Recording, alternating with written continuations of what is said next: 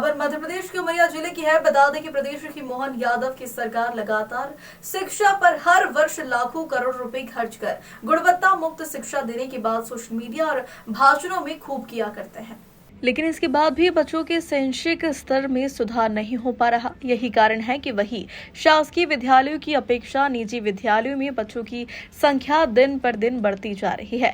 मामला है उमरिया जिले के शासकीय कन्या उच्चतर माध्यमिक विद्यालय का, जो कि जिले में उमरिया में इकलौता शासकीय कन्या उच्चतर माध्यमिक विद्यालय संचालित है, जहां पढ़ाई कर रही छात्राएं अब डर के साए में रहकर शिक्षा ग्रहण करने को मजबूर हो चुकी है। जिला कलेक्टर विधायक ने भवन का सुधार कराने की गुहार लगाई है। हालत इस तरह है कि विद्यालय पूरी तरह से जर्जर हो चुका है। विद्यालय की खिड़कियां टूटी है। हालांकि वही छात्राओं ने अपनी बात रखते हुए कहा कि 1 वर्ष पूर्व बांधवगढ़ के विधायक शिवनारायण सिंह जी का विद्यालय का दौरा हुआ था, जिन्होंने कहा था कि हम इस भवन को जल्द सुधरवा कर एक अच्छा भवन दिलाएंगे, लेकिन आज तक बांधवगढ़ विधायक की नजर ना तो उस विद्यालय पर पड़ी, न उन छात्राओं के भविष्य के ऊपर गई। अब तो इस मामले को कांग्रेस नेता राजेश शर्मा ने भी सवाल उठाया है और कहा कि सरकार अपने जिन भाषणों में अपनी बेटियों की पढ़ाई से लेकर शादी तक की बात कहती है, तो क्या इस जर्जर भवन में बेटियां किस तरह से पढ़ाई करेगी, यह तो जर्जर भवन की तस्वीर ही देखकर बता सकते हैं। हालांकि जब वही इस मामले को लेकर उमरिया जिला शिक्षा अधिकारी महेंद्र गौर से पूछा गया, तो उनका कहना था कि हम इस मामले को लेकर जल्द ही विद्यालय का निरीक्षण करेंगे एवं प्रस्ताव तैयार कर एक सुसज्जित एवं सुविधाजनक भवन बने, इसके लिए मैं प्रयास करूंगा। उमरिया से प्रवीण तिवारी की रिपोर्ट। तिवारी है, मैं कक्षा 12वीं की स्टूडेंट हूँ और हमारे विद्यालय का नाम government girls higher secondary school है।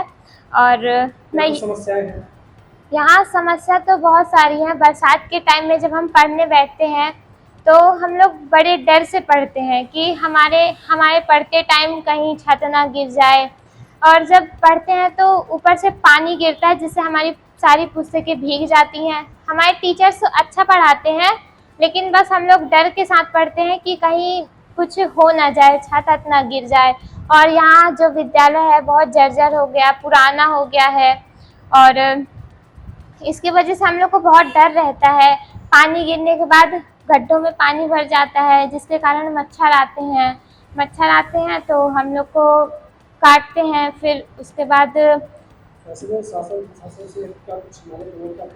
हाँ, कलेक्टर साहब से मैं हाथ जोड़ के विनती करती हूँ कि हमारे विद्यालय में कुछ ऐसी व्यवस्था बनवाएं जिससे हमारे स्कूल और डेवलप करे, और क्या बोलते हैं, शौचालय की भी अच्छी व्यवस्था करवाएं, साफ सफाई की अच्छी व्यवस्था करवाएं।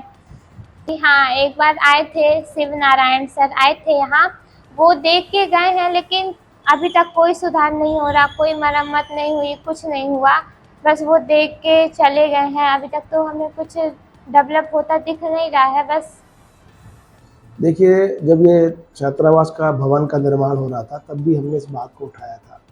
इसके निर्माण कार्य में व्यापक भ्रष्टाचार हुआ है, और बड़े दुर्भाग्य की बात है कि जो सरकार और जिस पार्टी के लोग ये कहते हैं कि बेटी बचाओ बेटी पढ़ाओ, उस बेटी के नाम पर दलाल और जो रसूखदार नेता हैं वो अपना पेट पाल रहे हैं।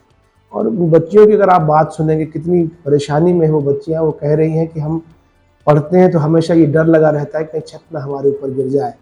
तो ये सरकार की कथनी और करनी की पोल खोलती है ये बात।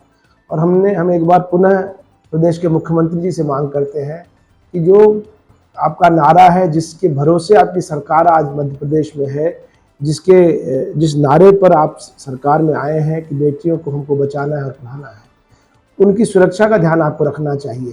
और ऐसे जो भवन हैं जहां बच्चियों को बैठने में खतरा हो रहा हो, उन भवनों का पुनर्निर्माण हो, उनको सुरक्षा मिले, उनको व्यवस्था मिले, ये हमारी एक बार पुनः मध्य प्रदेश सरकार से मांग है। पिछले साल एस्टीमेट भी बनाए थे, लेकिन आज तक वहाँ पे कोई भी कार्रवाई नहीं की गई है। इसको लेकर आप देखिए, ये सब जबानी जमा खर्च हैं, ये सब केवल मीडिया में और अपनी सक्रियता दिखाने का एक बहाना है। ये पूरे जिले में यही हालत है कि जो भी विद्यालय हैं, जो भी पढ़ाई के शिक्षा के जो संस्थान हैं, उनकी इतनी बुरी हालत है, केवल दौरा करना और एस्टीमेट बनाना पर्याप्त नहीं है। जब तक उसका वो अमली जामा उसको न पहनाया जाए, उसका क्रियान्वयन न हो जाए, तो मेरा तो आरोप है कि सब दिखावटी चीज़ें हैं। इनको बच्चियों के साथ कोई इनकी सहानुभूति नहीं, कोई इन कामों में कोई दिलचस्पी नहीं है। मैं तो माननीय मुख्यमंत्री जी से मांग करूंगा कि आप व्यक्तिगत रुचि लेकर हमारे जिले में जो समस्याएं हैं उनका समाधान कराएं। उमरिया का जो स्कूल है, पुराना स्कूल है, बड़ा ऐतिहासिक स्कूल है, और उसके लिए मैंने एक प्रस्ताव मांगा है कि आपको डबल स्टोरी बनाने और रिपेयरिंग के लिए आप मुझे प्रस्ताव भेजें और मैं शासन से स्वीकृत करा दूँगा, और स्वीकृत कराने के बाद जो है वहाँ काम शुरू करा दूँगा। और अभी उनका प्रस्ताव आया नहीं है, उनसे बात कर चुका हूँ। और इसी तरीके से मैंने एक्सीलेंस स्कूल में भी बच्चों की संख्या बढ़ रही है, और मैंने ये भी कहा कि भाई आप प्रवेश के लिए आप उन बच्चों को मना नहीं करें, आप तो प्रवेश दें, और जो बिल्डिंग कम पड़ रही है, जो आपका मजबूत हिस्सा है, उसको डबल स्टोरी बनाने के लिए आप प्रस्ताव दें, और मैं प्रस्ताव भिजवा करके बड़ी जल्दी से और अपने यहाँ अभी 7 CM राय स्कूल भी खुले हैं, तो 7 CM राय स्कूल में भी काम लगना है। सर, जानकारी सामने निकल कर यह भी आई कि एक वर्ष पूर्व वहाँ का एस्टीमेट बना दिया गया, लेकिन आज तक मरम्मत की बात करें, भवन निर्माण की बात करें, ऐसा कुछ भी वहाँ पे नहीं है। 1 साल से तो मैं हूँ, ऐसा तो कोई एस्टीमेट मुझे मिला नहीं है देखने के लिए। एक बार मैं गया ही था, और अभी जो है वो हमारा सेंटर भी रहता है परीक्षा का, तो परीक्षा का सेंटर चेक करने गया था, तो मुझे कुछ हिस्सा थोड़ा सा रिपेयरिंग लायक लगा, तो मैंने प्रिंसिपल से कहा था कि भाई जो है आप इसको भेजिए ताकि मैं इसको प्रस्ताव को भेज सकूँ। और मेरी क्या है, प्रमोद सिंह जी से बात हुई है, प्रमोद सिंह जी भवन देखते हैं राज्य शासन में, तो उन्होंने भी कहा कि हाँ भिजवाइए प्रस्ताव, हम जो है इसको रिपेयरिंग के लिए एजेंसी भी निर्धारित कर देंगे, और साथ में रिपेयरिंग के लिए राशि भी आवंटित कर देंगे।